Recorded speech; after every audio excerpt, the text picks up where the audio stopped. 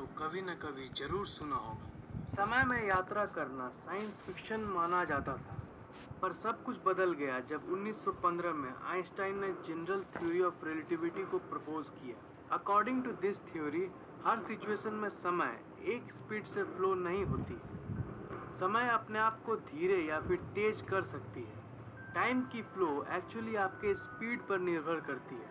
ये सब बातें थ्योरी ऑफ रिलेटिविटी में साइंटिफिकली प्रूव्ड है। इसका मतलब टाइम ट्रैवल पॉसिबल है। अब ये कोई साइंस फिक्शन नहीं रह गया है। टाइम ट्रैवल दो तरीके के होते हैं। पहली, समय को तेजी से पार करके भविष्य में जाना, और दूसरी, समय में पीछे जाना। जैसा कि मैंने कहा, समय आपकी स्पीड पर डिपेंडेंट होती है, तो समय यात्रा आपके स्पीड से ही पॉसिबल है। इस यूनिवर्स की एक स्पीड लिमिट है जो 2,99,337.984 किलोमीटर पर सेकंड है। मतलब आप इससे ज़्यादा स्पीड में ट्रैवल नहीं कर सकते हो। लॉज ऑफ नेचर आपको अलाउ नहीं करती है। मान लीजिए कि हम लोगों ने एक बहुत ही एडवांस्ड स्पेसशिप बनाया जो लाइट की स्पीड के 99% स्पीड पर ट्रैवल कर सकती है। वो स्पेसशिप स्पीड लिमिट को तो नहीं तोड़ सकती, पर मान लीजिए कि वो स्पीड लिमिट के बहुत ही क्लोज पहुंच गई है, तो जानते हैं आप क्या होगा?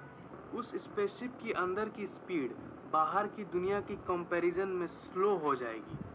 मान लीजिए आप उस स्पेसशिप में 1 जनवरी 2017 को बैठे और आपने 7 दिन तक ट्रैवल किया।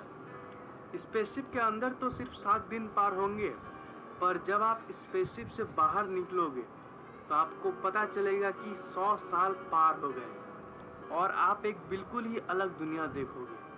मतलब हाँ, समय में